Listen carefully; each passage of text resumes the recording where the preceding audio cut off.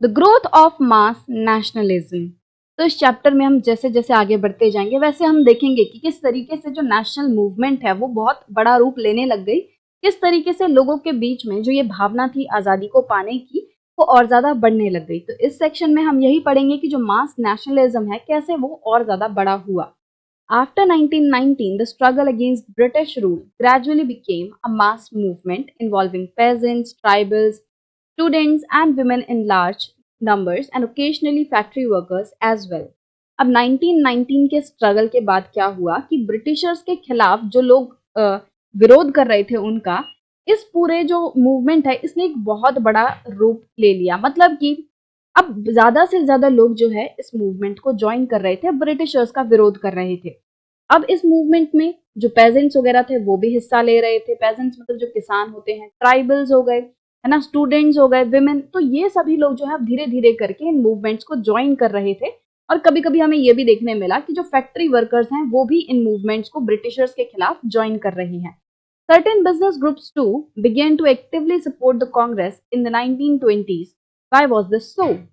और फिर हमें देखने मिलता है कि 1920s के टाइम तक धीरे धीरे करके बहुत सारे ऐसे बिजनेस ग्रुप्स थे जो कि अब कांग्रेस का सपोर्ट करने लगे थे। मतलब कि वो भी ब्रिटिशर्स की अपोजिशन करने लगे थे। कांग्रेस का सपोर्ट मतलब ब्रिटिशर्स का अपोजिशन, क्योंकि कांग्रेस जो है वो ब्रिटिशर्स का अपोजिशन कर रही थी। तो वही हुआ कि धीरे धीरे करके ज्यादा से ज्यादा लोग, ज्यादा से ज्यादा सेक्शंस है हमारी सोसाइटी के, वो इस मूवमेंट को ज्वाइन कर रहे थे। और ये जो नेशनलिज्म की मूवमेंट है वो एक बहुत बड़ा रूप ले रही थी। The First World War altered the economic and political situation in India. तो हमने पिछले कुछ चैप्टर्स में भी पढ़ा था, हमने उसमें एक ग्लिम्स देखा था कि किस तरीके से जब फर्स्ट वर्ल्ड वॉर हुआ था ना, उसकी वजह से हमारे देश पे क्या असर पड़ा।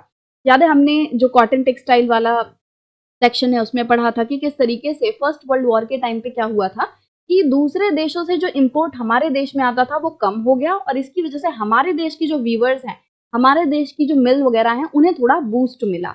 राइट, इसी तरीके से हमने जो आयरन एंड स्टील इंडस्ट्री है उसका भी एग्जाम्पल पढ़ा था कि जब ब्रिटिशर्स के यहाँ पे क्या हुआ, फर्स्ट वर्ल्ड वॉर आई तो ब्रिटिशर्स उसमें लड़ने चले गए। ब्रिटिशर्स जो है उनका पूरा ध्यान जो है फर्स्ट वर्ल्ड वॉर में चला गया, और इसीलिए क्या हुआ, जो वॉर इक्विपमेंट्स वगैरह हैं उनकी डिमांड बहुत ज्यादा बढ़ गई, और ब्रिटिशर्स के यहाँ से जो इम्पोर्ट हमारे देश में आता था वो भी कम हो गया।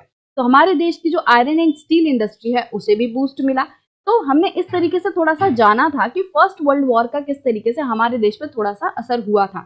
अब ऐसा नहीं है कि सब कुछ बहुत अच्छा अच्छा ही हुआ फर्स्ट वर्ल्ड वॉर के टाइम पे हमारे लिए, क्योंकि बहुत सारी ऐसी चीजें थी जो कि हमारे लिए बुरी भी थी। हम अच्छा ये कह सकते हैं कि हमारी जो इंडस्ट्रीज थी उन्हें थोड़ा बूस्ट मिला, हमारे जो बिजनेसमैन थे उन्हें प्रॉफिट कमाने का थोड़ा मौका मिला। बट बुरा क्या था इसमें, है ना, बहुत कुछ चीजें बुरी भी थी, तो उसके बारे में हम थोड़ा सा जानते हैं। तो फर्स्ट वर्ल्ड वॉर जो है उसका हमारे इकोनॉमिक एंड पॉलिटिकल सिचुएशंस पे बहुत ज्यादा अफेक्ट पड़ा। It led to a huge rise in the defence expenditure of the government of India. अब देखो कि जो लड़ाई है वो कैसे लड़ी जाती है, वो तो सैनिकों से लड़ी जाती है। तो जो ब्रिटिशर्स हैं उस टाइम पे वो हमारे देश पे रूल कर रहे थे, और ब्रिटिशर्स जो है वो फर्स्ट वर्ल्ड वॉर में जो है वो हिस्सा भी ले रहे थे, वो फर्स्ट वर्ल्ड वॉर की लड़ाई भी लड़ रहे थे।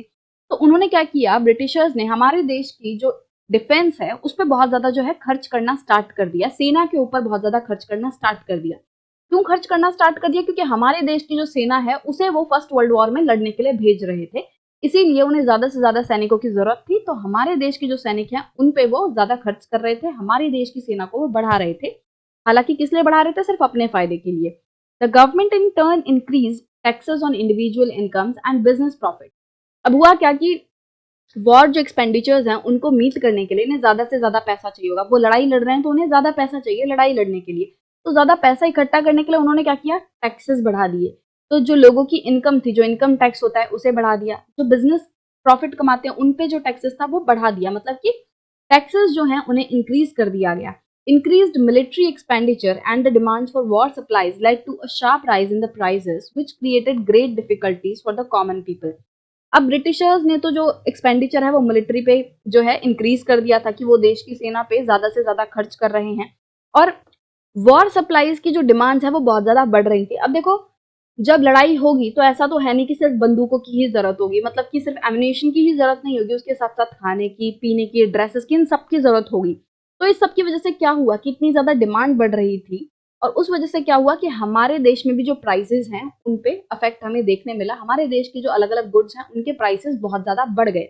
अब किसी भी चीज के प्राइसेस बढ़ जाएंगे और लोगों की इनकम कम हो रही है, लोग ज्यादा टैक्स दे रहे हैं, तो इसका मतलब उनकी इनकम कम हो रही है और पैसे जो है वो बढ़ जा रहे हैं चीजों के। तो इसकी वजह से हमारे लोगों को बड़ी ही दिक्कत का सामना करना पड़ा। उनके पास पैसा कम है, चीजें और ज्यादा महंगी होती जा रही हैं, तो वो पेट भी जो है अपना मुश्किल से भर पा रहे थे। On the other hand business groups reaped fabulous profits from the war. और हम दूसरे ओर देखें तो बहुत सारे ऐसे बिजनेस ग्रुप्स थे जिन्होंने काफी अच्छा प्रॉफिट जो है वो फर्स्ट वर्ल्ड वॉर के टाइम पे कमाया। इसका मैं एग्जांपल अभी बता ही चुकी हूँ, किस तरीके से जो डिमांड है वो हमारे कॉटन टेक्सटाइल की बढ़ गई थी थोड़ी सी, है ना। जो हमारी आयरन एंड स्टील इंडस्ट्रीज थी उन्हें बूस्ट मिला फर्स्ट वर्ल्ड वॉर के टाइम पे। तो इस तरीके से बहुत सारे ऐसे बिजनेसमैन भी थे जिन्होंने काफी अच्छा प्रॉफिट कमाया। As you have seen, chapter 7, the war created a demand for industrial goods. War की वजह से क्या हुआ था, जो इंडस्ट्रियल गुड्स हैं, मतलब इंडस्ट्री में बनाए जाने वाले जो गुड्स हैं उनकी डिमांड बढ़ गई थी। जैसे जूट बैग्स हो गए, क्लोथ्स हो गए, रेल्स हो गई, इन सब की जो डिमांड है वो बढ़ गई थी। And cause a decline of import from other countries to India. अब हुआ क्या कि जो ब्रिटिशर्स हैं वो तो अपने वॉर में बिजी हो गए, तो उनकी जो भी इंडस्ट्रीज हैं वो भी सारे वॉर के इक्विपमेंट्स बना रही थी, वो भी वॉर को ही सप्लाई कर रही थी। इसीलिए जो भी सामान वो बना रही थी उनको अब वो इंडिया में नहीं भेज रही थी। तो इसकी वजह से क्या हुआ, इंडिया में दूसरे देशों से आना जो है सामान कम हो गया। ठीक है, तो इस चीज का भी फायदा हमें हुआ कि हमारे देश में जो डिमांड है वो बढ़ गई अपने गुड्स के लिए। हमारे देश की बिजनेस जो है वो थोड़ा बूस्ट हुए इसकी वजह से। So Indian industries expanded during the war and Indian business groups began to demand greater opportunities for development.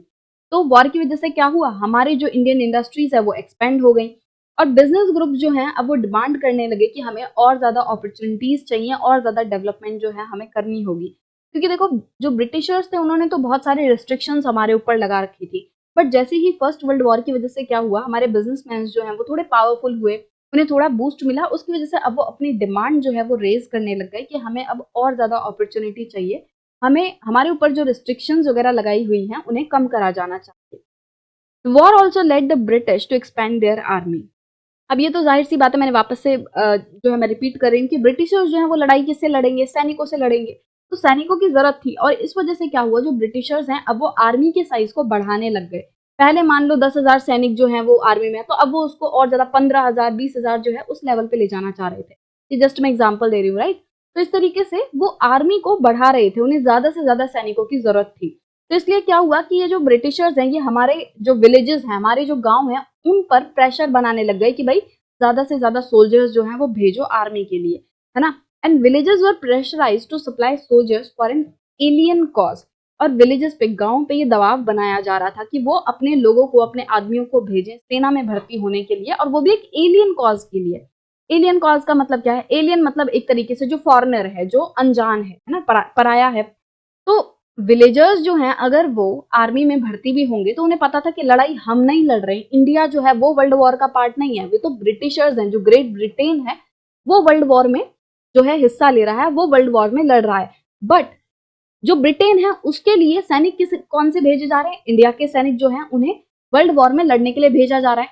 अब बताओ कि इंडियन लोग ब्रिटेन के लिए क्यों लड़े, तो हमारे लिए वो एक एलियन कॉज हो गया ना। अगर हम हमारे देश के लिए ही लड़े तो बात समझ आती है कि भाई इंडियन जो लोग हैं, इंडिया के जो सैनिक है वो इंडिया के लिए ही लड़ रहे हैं। बट ये ब्रिटिशर्स क्या कर रहे थे, हमारे देश के लोगों को अपने देश के लिए लड़वाने के लिए वर्ल्ड वॉर में भेज रहे थे। तो इसीलिए जो विलेजर्स हैं उन पे प्रेशर बनाया जा रहा था कि भाई तुम सैनिकों को भेजो, और वो सैनिकों को क्या करते, फिर वर्ल्ड वॉर 1 में लड़ने के लिए भेजते। A large number of soldiers were sent to serve abroad. तो बहुत सारे ऐसे सैनिक थे जिन्हें कि दूसरे देशों में लड़ाई लड़ने के लिए भेजा गया। Many returned after the war with an understanding of the ways in which imperialist powers were exploiting the peoples of Asia and Africa and with a desire to oppose colonial rule in India.